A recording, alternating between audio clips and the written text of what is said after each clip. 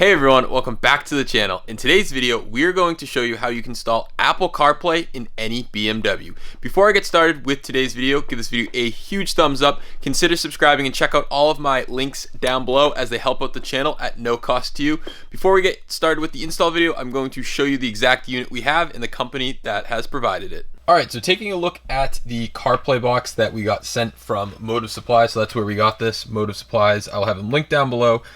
I've been using this company so far on my F10 and I absolutely love it. As you know, I have the 12.3 screen. We're now going to be adding Apple CarPlay into a 2013 X5 diesel. The car currently has the CIC system, which I'll show you, and this will integrate into it just like factory, so it'll be super nice. All the factory controls will work, steering wheel buttons, everything like that, so super cool. Taking a look, we are instantly greeted with the actual box right here. So this is the box that does all of the magic. It allows for wireless and wired CarPlay. This is the antenna for wireless CarPlay. We go in and then we go out back to the display, and that's how this works with all of your factory stuff. Set that aside. Next thing, we have some trim tools to remove any of the trim pieces that we need to in the car. Some wires. These are the display wires that we will need for the CIC unit, or again, they make these for the CIC, NBT, and NBT Evo. Also, if you have the CCC system, you can do some upgrades there too. So check out their site. Again, this is another cable depending on your application. This is a cable that I do not know what does. Oh, this cable right here is for the aux port that we'll need to utilize. We have another port right here for USB, and you can also add like a backup camera if your car didn't have it, but this car has the surround view, which will still work. When you kick it into reverse, your surround view will pop up, or your reverse camera if you have that factory. And then in here is the new quad lock that has to go in. So the quad lock goes from the original into the cable. So original from the head unit into the cable that was going into the head unit, and then all this goes off it to allow for Apple CarPlay to work. A couple other things that we have: another adapter and a Wi-Fi antenna, so we have wireless Apple CarPlay, which is super cool. So we're going to start stripping down the car, and then we'll show you guys how you install it. Again, super simple process, and that's why I really want to document it, how easy it is to add Apple CarPlay into any BMW. So here's a look at what the current iDrive looks like. Like I mentioned, this is the CIC unit, so this will override the system. So when you press and hold the menu button, which I'll show, you'll enter CarPlay. So basically, we're going to have to remove the display, all of this, and the CIC unit actually sits behind here, so that's what we're going to be removing and installing the Apple CarPlay box in between it. So like I mentioned, we are doing this in an E70, and the first step is to pull off the vent that sits right up here. You just kind of pull forward or get a plastic pry tool under it, and then there is screws here, here, and then also on the climate controls there's screws here and here, and then we should be able to pull forward to reveal the CIC unit. Once the HVAC control comes out, there are a couple connectors on the back. Some of them are the standard BMW clips, and other ones are just push in the tab and pull it out. And right here is the actual CIC unit itself. This is just like a fascia plate, and then the CIC unit is this guy right here, and we're going to have to pull that out. There's probably a few screws that are holding that in. Looks like there's 4, and then that will slide out. And as you saw in the E70, you do have to kind of lift it up. We don't need to remove everything. The only thing that we actually need to remove from this is the quad lock connector.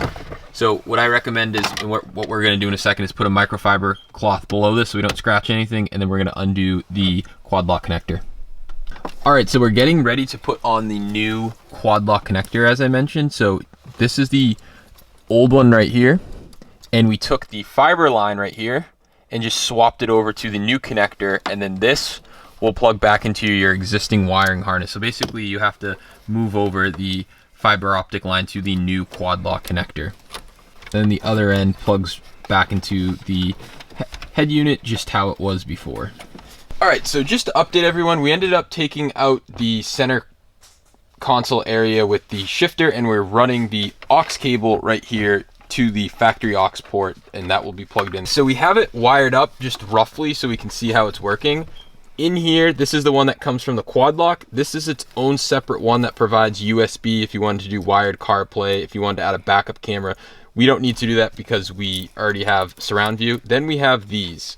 So for the display cables, we have one running from the back of the head unit, which you can't see, but it's right here. It's this top one that runs to the in on the MMI Prime. And then from the out, we go into this cable right here, which was the old iDrive cable that runs up to the display. And if we turn on the car, you can see we are back using the factory display still. So we're gonna clean up everything. We have the iDrive controller hooked back up. We're gonna clean up everything and then we'll show you guys the finished results. The only other thing that we didn't do is wire up the mic. If you wanna use the mic, you have to run it up to the factory location. We think we're gonna run it somewhere else because it might be better suited, but that's what we have done so far.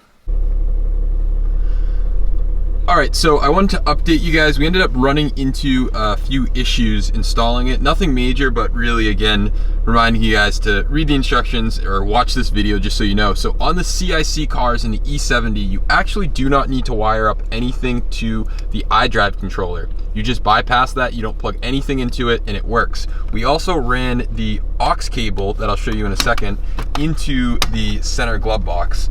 So the aux cable ran from the unit that was sitting behind the glove box, so the unit is stashed somewhere up here, and then we ran the aux cable down below into here and made a little cutout so it looks very nice and OEM. And then you only have to set aux on the radio just like you would on any CIC car. If you do have an NBT car, it's nice, you don't need to set the aux input, it automatically does that. But whenever you want to use CarPlay, you have to make sure that you go under here and say aux front, and then it will start working. So we have everything put back together. We're going to give you guys a demonstration, show you that the steering wheel controls work, show you that the rear camera works, in this case surround view, and everything is functional.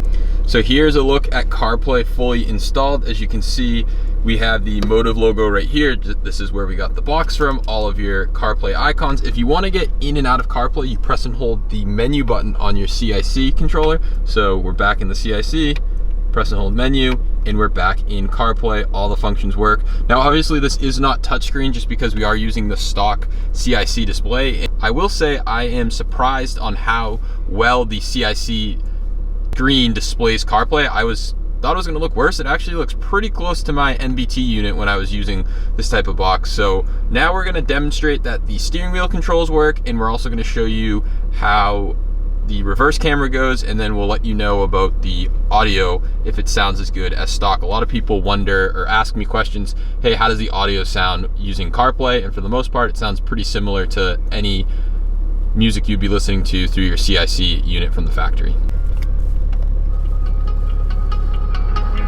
So right there, we're using the volume buttons and they're working. And the Siri button also works. You just press the Siri button and you can talk to it using the microphone that we wired up. So that's awesome. And now we're gonna kick it into reverse to show you that while you're in CarPlay, it's overexposed, but you can see that your reverse camera is working.